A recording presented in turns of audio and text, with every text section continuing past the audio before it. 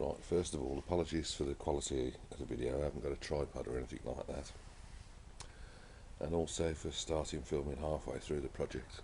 It didn't start off as a project. It started off as a battery change. What had happened is my meter alarm 3570, which is that, had been playing up intermittently on the bike, but I'd managed to sort of fiddle a fix round it with the ignition and certain bleeps. It's definitely not the batteries in the fob. Everything else I tried wouldn't work, and it was just working intermittently. The other day the battery went dead on it, and as soon as I connected the new battery to it, it lit up all the indicators on a permanent live, wouldn't switch off, couldn't turn the ignition on. So from what changed started as a battery change, and I was going to look at the alarm later on in the winter, it turned out into necessity of pulling this thing off. The alarm was located on the side of the frame, just under the seat. So I took the tie tags off that. In order to get the wiring out,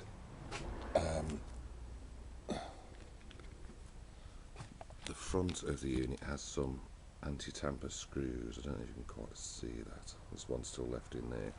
So you have to split the front in order to get at the wiring, which hooks into there. Now I've tried everywhere on the internet to try and get a wiring diagram for this to make things easy, because ideally what I could have done was, with the wiring harness that comes out, is I could have just bridged whatever connectors needed to be bridged there, and made things simple. It would have meant leaving that harness in, which I wouldn't have been too happy about. So I can't find anything on it to remove it, and that's the reason I've decided to actually put this video together, in case it helps some other poor soul like me who's a bit flummoxed with it, and rather than paying somebody 90 quid to come and take it off for you. So what I did was I stripped all of the outer sheathing off, all of the tape from all of the connections that come from this new part of the loom that was attached to the alarm, to see where they go. I've then traced, when I've got them bare, traced all the wires back. So for instance, this one here goes to the alarm light at the tail, by the tail light, to show that it's armed. Then each connection from this block I've then numbered. So I've got numbers 1 and 2 for argument's sake from the block. When I cut through these wires, I'll leave the numbers on the bit attached to the block so I know where they've gone to. And if I make a total mess of it, then at least I know what I've cut from where, and I can go back and explain to somebody what I've done if I need to get a professional involved. So I've just tracked them all back. So 1 and 2 for argument's sake go to the alarm armed light.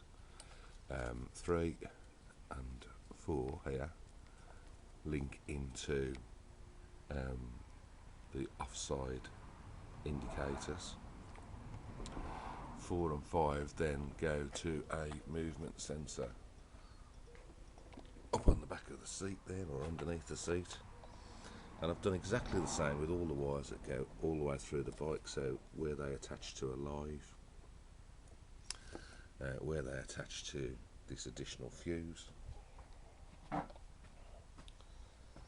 and coming round this side again, where you can see some of them are just spliced in, and some of them actually cut the connection going into the control box there, and then again into the offside indicators.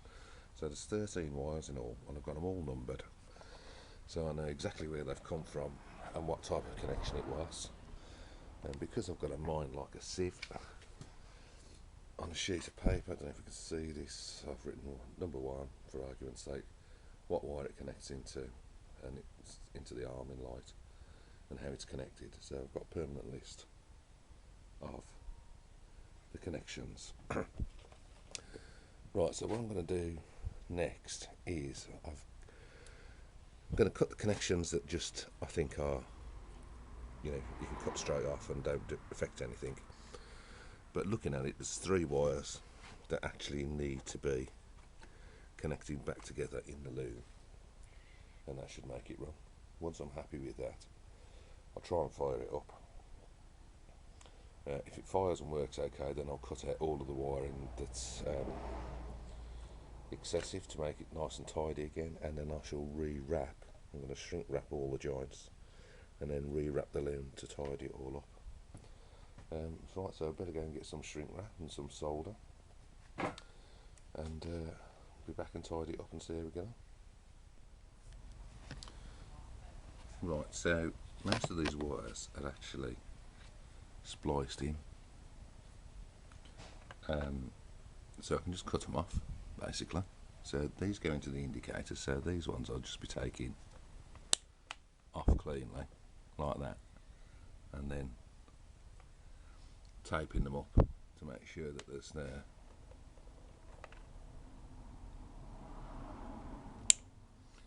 no issues in the future with that. And then these ones go to the movement sensor, so that's coming out altogether, so I can just take them out.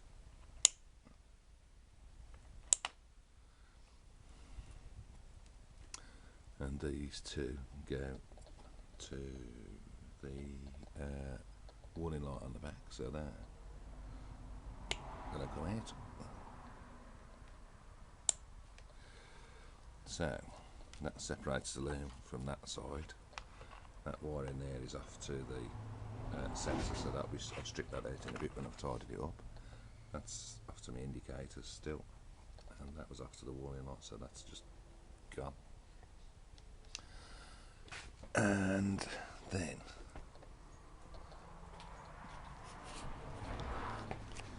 in here I've got some that are just spliced in, but somewhere it actually takes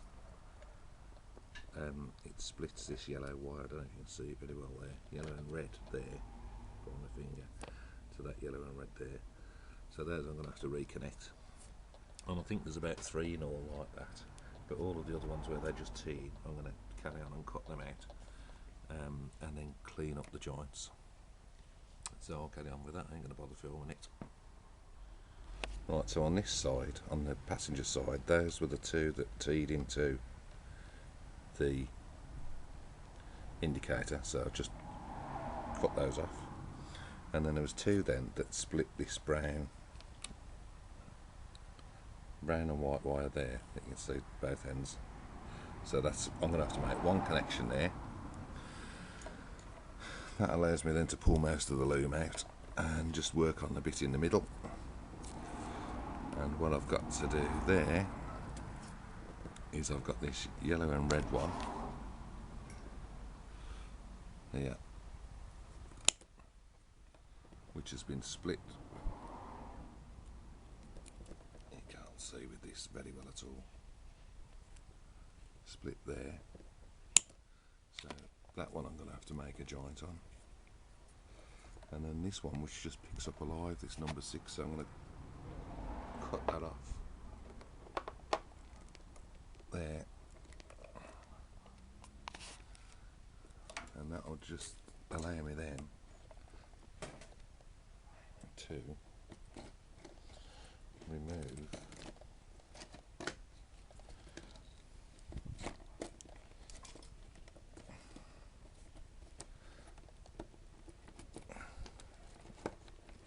or should allow me to remove the loom from the meter.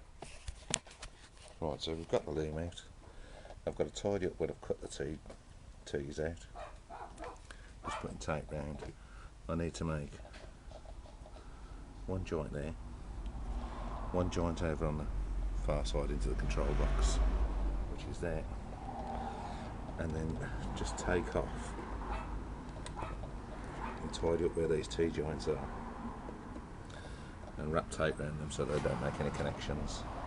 Then I'll try it all out while it's still looking a bit of a mess and start it. If it's all okay, then I'll tidy the wiring up. So pretty much it's cut all the wires on just two connections, I'm hoping. I'll get on and do that then. Right, I've put a bit of white paper behind this so you can see it better. Where they've joined into some of the loom and I've got to make the connections.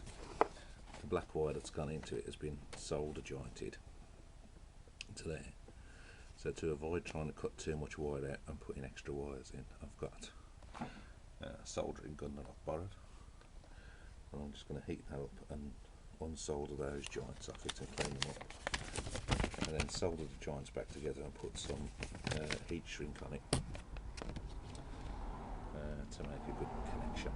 So that's my next job on those two joints.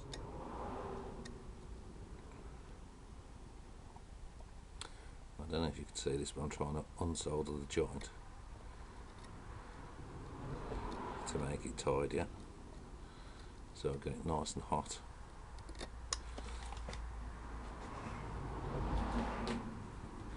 And just try and strip that wire out.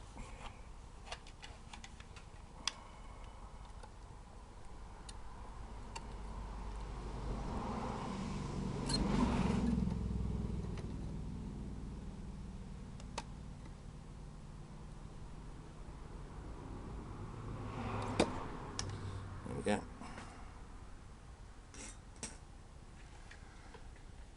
That should leave me with a cleaner end to solder to. Do the other ones. Right, so those two in there are clean. And these two here, you can see I've got the black cable from the alarm going into it. So I'm just going to unsolder those. Okay, so with these two wires here, they're going to join back together. I've cleaned it up, got the old connections off. I've peeled back enough of the plastic sleeving to give me room to put some of this shrink wrap over the joint. So I can slide that on first. And then what I'm going to do, I've got some wire which I'm going to solder this joint up across here. Right, so I've soldered the one side. I've put my shrink sleeve on, which I bought from Halfords. Then I'm going to solder that wire to that one. I'm not going to shrink wrap it yet until I've checked it out, and then I shall do the other one up here. And if it all works okay, I'll come back and warm these up with shrink wrap. Right, top joint soldered, all ready to go. The shrink wrap's on ready, but I've not done it yet, and the bottom one as well. So connect the battery up, and hopefully this thing should go. Right, battery in. Fingers crossed, ignition on. Yeah, we've got ignition. Check the indicators.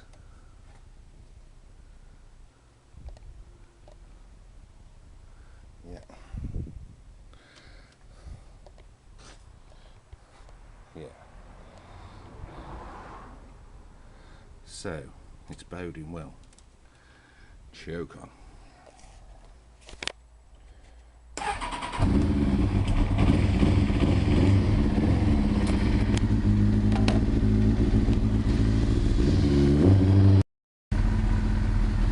Okay, so fantastic, it's all running. Just need to do battery out, tidy the wiring up, and put it all back together. Job's a good one. Right, I've heat shrunk both of these joints now because I'm happy that it all works. So now I'm going to go and tape up where I've cut the T-pieces out, and then tape all the loom back together tidily. So that's the side up to the connection box, all taped back and secured. Just go around the other side and do the other side. Here we are, all back together, all the bodywork's back on. Should be fine. Just give it a second check.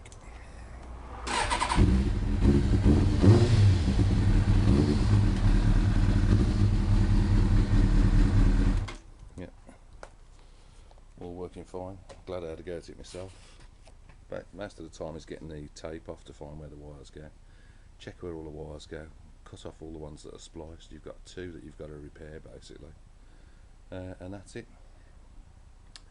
If you get stuck, make sure you've labelled everything. Take a video of it as well so that you know what you're doing. But yeah, not too bad at all. Hope this helps you. Saved me a lot of searching around.